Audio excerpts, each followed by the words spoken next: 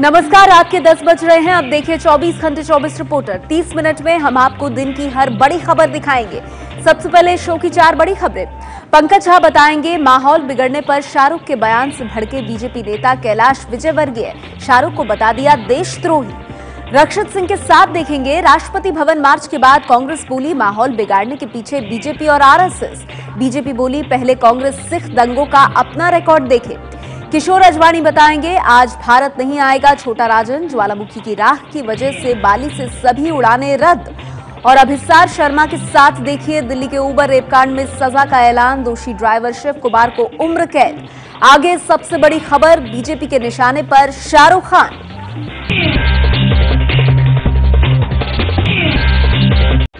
देश में बिगड़े माहौल पर शाहरुख के बयान पर बरसी बीजेपी। पार्टी महासचिव कैलाश विजयवर्गीय ने शाहरुख को देशद्रोही बताया। शाहरुख खान ने जैसे ही कहा कि देश में धार्मिक असहनशीलता बढ़ रही है, बीजेपी नेताओं की तीखी प्रतिक्रियाएं आने लगी हैं। पार्टी के बड़े नेता कैलाश विजयवर्गीय ने ट्वीट किया, शाहरुख खान रहते भारत में है पर उनका मन सदा पाकिस्तान में रहता है। उनकी फिल्में यहाँ करोड़ों कमाती है पर उन्हें भारत और सहिष्णु नजर आता है। यह देशद्रोह नहीं तो क्या? शाहरुख का असहिष्णुता का राग पाक और भारत विरोधी ताकतों के सुर में सुर मिलाना है। जब 1993 में बॉम्बे में सैकड़ों लोग मारे गए तब शाहरुख खान कहाँ थे? जब मुंबई पर 26/11 को हमला हुआ तब शाहरुख कहाँ थे? वहीं बीजेपी नेता साध्वी प्राची ने शाहरुख को पाकिस्तानी एजेंट तक कह दिया है। जो इस तरह की बात करते हैं वो हिंदुस्तानी नहीं हो सकते, निश्चित रूप से वो पाकिस्तानी एजेंट है। शाहरुख खान पहले भी अपने बयानों और बर्तावों को लेकर विवादों में रह चुके हैं, लेकिन उनके ताजा बयान ने उन्हें बीजेपी के निशाने पर ला दिया है। शाहरुख खान ने कहा है कि देश में असहनशीलता बढ़ रही है। शाहरुख ने यह भी कहा कि देश में धार्मिक असहनशीलता बहुत खतरनाक साबित हो सकती है। When we start questioning creativity or creative people, we are doing the most disservice to the nation. If there is intolerance to creativity and if there is intolerance in a country because of religion, we are taking away every forward step a nation is taking. Shahrukh Khan कल ही 50 साल के हुए हैं। Media के सवालों का जवाब देते हुए ये मुद्दा उठा है। मशहूर अभिनेता कमल हासन ने कहा है कि वो अपना नेशनल अवार्ड नहीं लौटाएंगे क्योंकि उनका मानना है कि सम्मान वापसी से सरकार की बदनामी के अलावा कुछ नहीं होगा। देश में माहौल पर बहस में एक और जाना माना चेहरा शामिल हो गया है। अभिनेता कमल हासन ने एक सवाल के जवाब में कहा कि सम्मान वापस करने से कुछ नहीं होगा, मैं अपना सम्मान वापस नहीं करूंगा। कमल हासन ने कहा कि अपनी बात रखने के और भी तरीके हैं। दादरी हत्याकांड और लेखकों की हत्या के आरोप में अब तक कई साहित्यकार, कलाकार, इतिहासकार और वैज्ञानिक अपना सम्मान लौटा चुके हैं। सरकार ने इसे विरोधियों की साजिश बताया है। मोदी सरकार के खिलाफ सोनिया और राहुल गांधी की अगुवाई में कांग्रेस ने राष्ट्रपति भवन तक मार्च किया। कांग्रेस ने कहा सरकार में शामिल लोग देश का माहौल बिगाड़ रहे हैं। कांग्रेस नेताओं का ये पैदल मार्च संसद भवन से राष्ट्रपति भवन तक निकला। कांग्रेस अध्यक्ष सोनिया गांधी, उपाध्यक्ष राहुल गांधी के अलावा पार्टी के कई बड़े नेता इस मार्च में शामिल हुए। राष्ट्रपति भवन में कांग्रेस नेताओं की राष्ट्रपति प्रणब मुखर्जी के साथ करीब 45 मिनट तक मीटिंग चली और उसके बाद बाहर आकर सोनिया और राहुल ने मोदी सरकार पर हमला बोला। वही तो हम कह रहे हैं, माहौल मैन्युफैक्चर्ड है। आरएसएस के लोग, बीजेपी के लोग मैन्युफैक्चर कर रहे हैं। That is exactly what we are saying. जो दुखद घटनाएं आजकल हो रही हैं, यह सब एक सोची समझी रणनीति का हिस्सा है। कांग्रेस का कहना है कि माहौल मोदी सरकार ने बिगाड़ा है, जबकि बीजेपी कांग्रेस पर आरोप लगा रही है। सवाल यही है कि देश का माहौल बिगाड़ने के पीछे कौन है? कांग्रेस के पैदल मार्च पर बीजेपी और मोदी सरकार ने बोला है करारा हमला। बीजेपी एक बार फिर से कांग्रेस को दंगों का रिकॉर्ड देखने की सलाह दे रही है। कांग्रेस मोदी सरकार को बिगड़ते माहौल के बहाने घेर रही है, लेकिन बीजेपी भी झुकने के मूड में नहीं है। पार्टी कह रही है कि कांग्रेस पहले अपना इतिहास देख ले।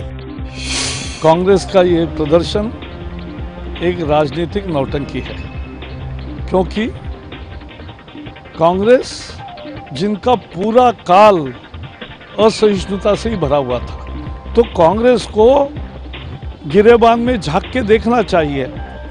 देश में बिगड़ते माहौल को लेकर कई फिल्मकारों, साहित्यकारों और इतिहासकारों ने मोदी सरकार के खिलाफ मोर्चा खोला हुआ है।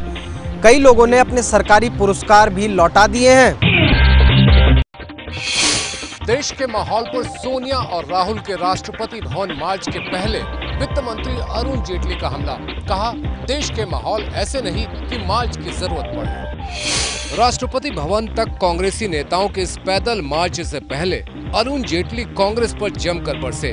उन्होंने कहा कि देश का माहौल एकदम ठीक है, देश में पूर्ण शांति है। हालांकि राष्ट्रपति से मिलने के बाद राहुल गांधी ने जेटली को भी जवाब दिया। Finance minister believe that nothing is going on in the country. They think everything is fine. This is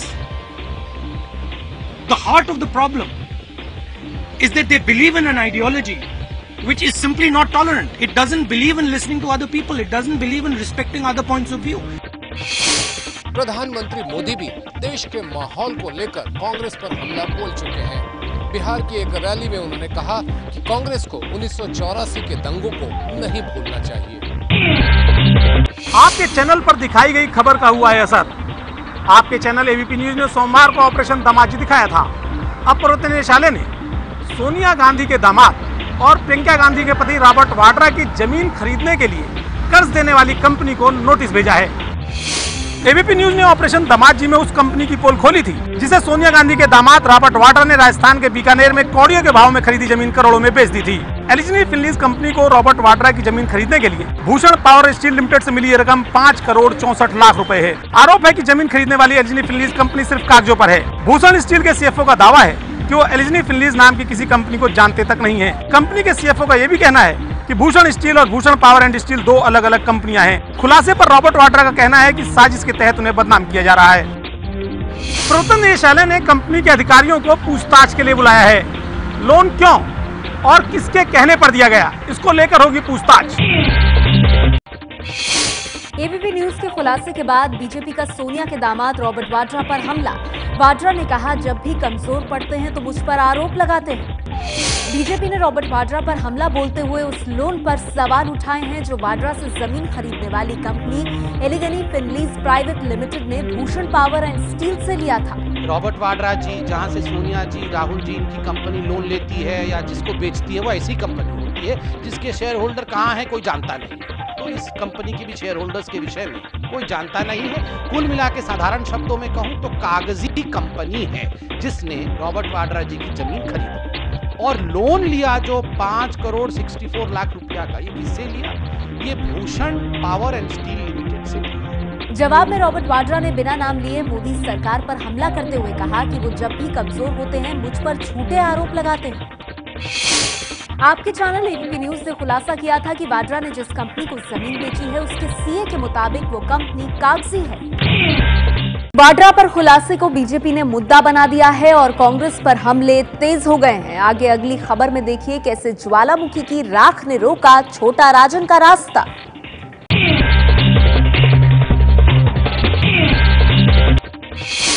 आज छोटा राजन को भारत लाना कैंसिल।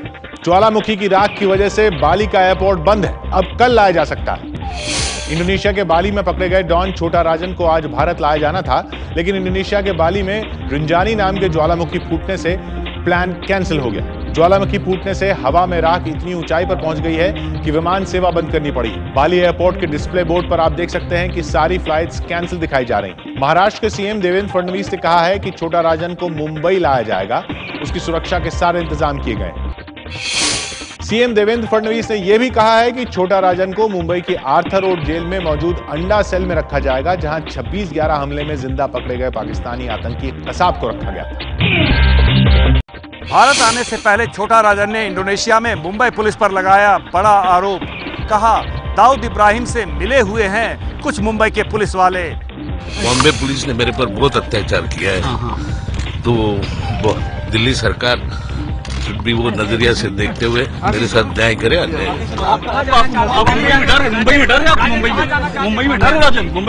मुंबई में कुछ लोग पुलिस दाऊद के साथ मिलकर काम। दाऊद से मिले हुए पुलिस वाले, मुंबई पुलिस वाले पुलिस वाले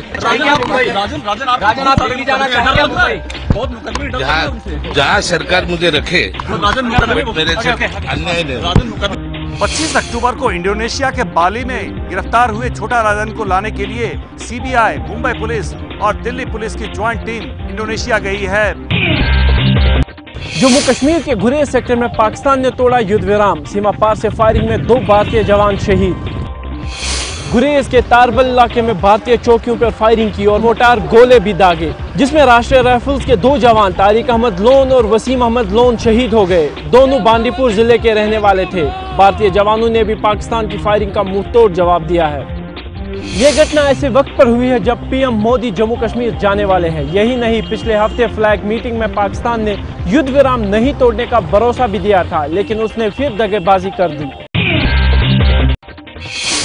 साईं विवाद में कूदे योग गुरु रामदेव, कहा साईं महात्मा हो सकते हैं, भगवान नहीं। शंकराचार्य स्वरूपानंद सरस्वती की तरफ से जारी इसी पोस्टर के बाद से शिरडी के साईं बाबा पर विवाद थमने का नाम नहीं ले रहा है। अब योग गुरु रामदेव ने भी साईं को भगवान मानने से इनकार कर दिया है। यदि साईं ने जन्म लिया, यदि उनकी मृत्यु हुई, यदि वो सृष्टि का निर्माण, उसका संचालन और संहार नहीं कर सकते, तो आखिर वो भगवान कैसे हो सकते हैं? साईं एक महापुरुष हो सकते हैं, महान आत्मा हो सकते हैं, परमात्मा कैसे हो सकते हैं? रामदेव से पहले राष्ट्रीय स्वयंसेवक संघ ने भी कहा था, न तो साईं ने खुद न समाज ने ही उन्हें भगवान माना था।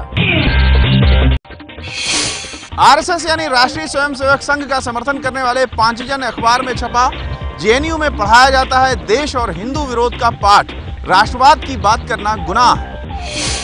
पांचजन में छपा है कि जेएनयू एकमात्र ऐसा संस्थान है जहां राष्ट्रवाद की बात करना गुनाह करने जैसा है। इसे वामपंथियों का गढ़ कहा जाता है। भारतीय संस्कृति को तोड़ मरोड़ कर गलत तथ्यों के साथ प्रस्तुत करना यहाँ आम बात है। उदाहरण के तौर पर जब पूरे देश में माँ दुर्गा की पूजा होती है तो यहाँ क्रिप्टो क्रिश्चियन यानी छद्म ईसाई कथित नव वामपंथी छात्र और प्रोफेसर महिषासुर दिवस मनाते हैं, आतंकवाद प्रभावित कश्मीर से सेना को हटाने की मांग करते हैं। पांचजन में छपी कई बातें काफी विवादित हैं। पांचजन में छपे लेख में कहा गया है कि जेएनयू में कई प्रोफेसर उच्च वर्ग के हिंदुओं के खिलाफ छात्रों को बरगलाकर उन्हें ईसाई धर्म अपनाने को प्रेरित करते हैं। पांचजन्य अखबार में छपे लेख को लेकर जेएनयू के छात्रों ने गुस्सा जाहिर किया।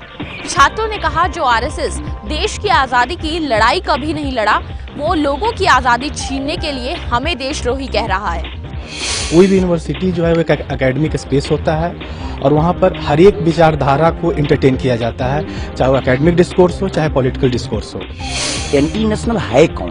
क्या अखलाक की हत्या करना, क्या कुलवर्गी की हत्या करना, पंसारे की हत्या करना, क्या यह एंटी नेशनल नहीं है? वो लोग जो आजादी से पहले अंग्रेजों के सामने घुटने टेकते थे, हर कोई ये बात जानता है कि आरएसएस का आजादी की लड़ाई में कोई योगदान नहीं रहा और अभी भी वो जो आजादी मिली है उसको भी खत्म करने जा रहे हैं। जवाहरलाल नेहरू यूनिवर्सिटी के छात्र कई मुद्दों पर अपनी सक्रियता और खास छवि के लिए देश भर में जाने जाते हैं। बिहार में 5वें और आखिरी दौर के मतदान के लिए चुनाव प्रचार खत्म। 5 नवंबर को 9 जिलों की 57 सीटों पर होगी वोटिंग। बिहार में चुनाव प्रचार का शोर पूरी तरह शांत हो गया है। 5 नवंबर को जिन 9 जिलों में वोटिंग है वो है दरभंगा, मधुबनी, सुपौल, सहरसा, मधेपुरा, कटिहार, पूर्णिया, अररिया और किशनगंज। ये इलाका लालू नीतीश का गढ़ है। वैसे मधेपुरा के सांसद पप्पू यादव भी इलाके में काफी मजबूत है। एनसीपी की तारिक अनवर भी इसी इलाके की कटिहार सीट से सांसद है। ओवैसी की पार्टी भी किशनगंज की 6 सीटों पर चुनाव लड़ रही है। 5वें चरण के मतदान में बीजेपी को कुछ ज्यादा उम्मीदें नहीं है, क्योंकि लोकसभा चुनाव में भी बीजेपी इस इलाके में कुछ खास नहीं कर पाई थी। बिहार चुनाव में प्रचार के आखिरी दिन आरजेडी अध्यक्ष लालू यादव ने कहा, नरेंद्र मोदी को याद दिला देंगे छठी का दूध। कल नरेंद्र मोदी बोले हैं दरभंगा के लालू नीतीश का 6 दिन शेष रह गया है, तो छठी का दूध हम लोग याद करा देंगे नरेंद्र मोदी को। 6 दिन जो रह गया ना, तो छठी का दूध याद करा देगी बिहार की जनता। सफाया है भाजपा। 6 दिन के बाद कौन किसको छठी का दूध याद दिलाएगा ये पता चल जाएगा। लालू यादव को जवाब देते हुए बिहार बीजेपी अध्यक्ष मंगल पांडे ने कहा कि लालू जी वोटों की गिनती हुए बिना मानेंगे नहीं और 8 नवंबर को उन्हें उनकी हकीकत पता चलेगी। दिल्ली के सीएम अरविंद केजरीवाल के घर के बाहर तीनों नगर निगम के पार्षद और मेयर का प्रदर्शन, नगर निगम के बकाए फंड को जारी करने की मांग। दिल्ली के तीनों नगर निगमों के महिला और पुरुष पार्षदों ने केजरीवाल के घर के बाहर प्रदर्शन किया। बीजेपी शासित तीनों नगर निगमों के मेयर का दावा है कि म्युनिसिपल रिफॉर्म फंड के 1322 करोड़ केजरीवाल सरकार पर बकाया है। चौथे वित्त आयोग की सिफारिशों को 2013 से लागू करने की मांग भी की। तीनों नगर निगमों का दावा है कि उनके 2500 करोड़ रुपए बकाया हैं। हाल ही में बकाये वेतन और नौकरी पक्की करने की मांग को लेकर नगर निगम के कर्मचारियों ने हड़ताल भी की थी। केजरीवाल ने हाल ही में अखबार में विज्ञापन देकर साफ किया था कि उनकी सरकार ने पहले की तुलना में नगर निगम को ज्यादा पैसे दिए हैं। बच्चे को लात मारने वाली मध्य प्रदेश की कैबिनेट मंत्री कुसुम महदेले ने अब दी है सफाई।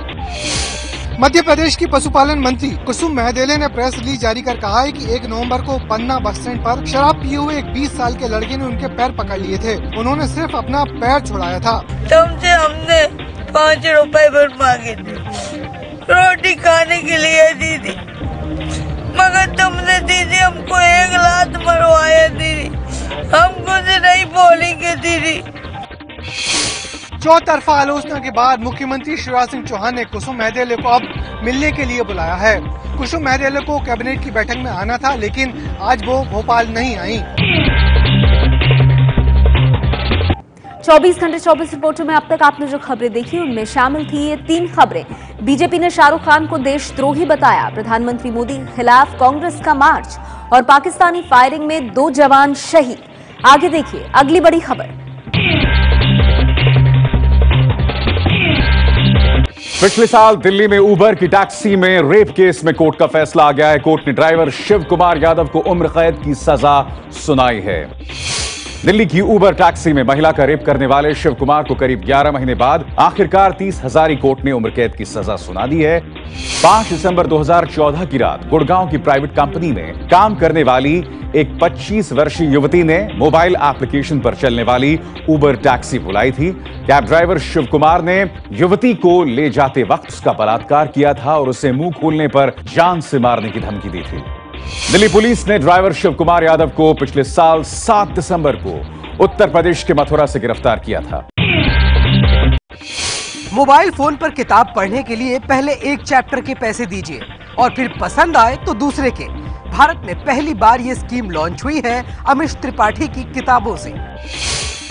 अब अमीश त्रिपाठी के शिव पर लिखित तीनों किताबों को आप अपने मोबाइल पर एक एक चैप्टर करके खरीद सकते हैं। 15 रुपए का एक चैप्टर, और उससे भी खास बात यह है कि पैसे जुड़ जाएंगे आपके फोन बिल में। प्रकाशक वेस्टलैंड ने मोबाइल पर किताबें प्रकाशित करने वाली कंपनी डेली हंट के साथ इसके लिए करार किया है। अमीश के शिव पर 3 किताबें 16 भाषाओं में हैं और शुरुआत में 9 भाषाओं में इन किताबों का एक एक चैप्टर डाउनलोड किया जा सकेगा। पूर्व क्रिकेटर कपिल देव ने कहा है कि विराट कोहली की अभी महेंद्र सिंह धोनी से तुलना करना जल्दबाजी है। सर किसे बेहतर कप्तान मानते हैं, धोनी को या विराट को? क्योंकि विराट अभी न्यूकॉमर से कई बार ऐसे सवाल होते हैं विराट को लेकर। बाप को बाप रहने दो, बेटा को बेटा रहने दो। कुछ दिन पहले कपिल ने सचिन तेंदुलकर पर भी एक बयान दिया था जिस पर काफी विवाद हुआ था। कपिल ने कहा था कि सचिन ने अपनी काबिलियत का पूरा इस्तेमाल नहीं किया। आईपीएल के सीईओ सुंदर रमन का इस्तीफा बीसीसीआई ने मंजूर किया। जस्टिस लोधा कमेटी ने सुंदर रमन के कामकाज को लेकर सवाल उठाए थे। 2013 के आईपीएल में स्पॉट फिक्सिंग की जांच कराने वाली जस्टिस मुकुल मुदगल की रिपोर्ट पर कार्रवाई और फैसले के लिए बनी जस्टिस लोधा कमेटी ने भी सुंदर रमन की भूमिका पर उंगली उठाई थी। शशांक मनोहर की बीसीसीआई अध्यक्ष बनने के बाद ही ये कयास लगाए जा रहे थे कि सुंदर रमन ज्यादा दिन तक आईपीएल के सीईओ नहीं रह पाएंगे। जस्टिस मुकुल मुदगल कमेटी ने भी सुंदर रमन की भूमिका को संदिग्ध माना था। सुंदर रमन पर बुकियों से संपर्क में रहने का आरोप है। पाकिस्तान सरकार ने जमात-उद-दावा, लश्कर-ए-तैयबा जैसे 72 आतंकी संगठनों की कवरेज पर रोक लगाई। पहली बार माना कि हाफिज सईद की संगठन जमात भी लश्कर का ही हिस्सा है। पाकिस्तान सरकार ने पहली बार माना है कि 26/11 मुंबई हमले का मास्टरमाइंड हाफिज सईद आतंकवादी है और उसका संगठन जमात-उद-दावा लश्कर का ही हिस्सा है। पाकिस्तान का ये कबूलनामा वहाँ की इलेक्ट्रॉनिक मीडिया रेगुलेटरी अथॉरिटी यानी PEMRA की ओर से न्यूज चैनलों और FM रेडियो को जारी किए गए नोटिफिकेशन में छपा है। इसमें 72 आतंकी संगठनों की कवरेज पर रोक लगाते हुए कहा गया है कि मीडिया इन संस्थाओं की फंडिंग के लिए किसी तरह के इश्तिहार जारी नहीं कर सकता है। पाकिस्तान सरकार ने इस पाबंदी को आतंकवाद पर नकेल कसने के लिए उठाया हुआ कदम बताया है।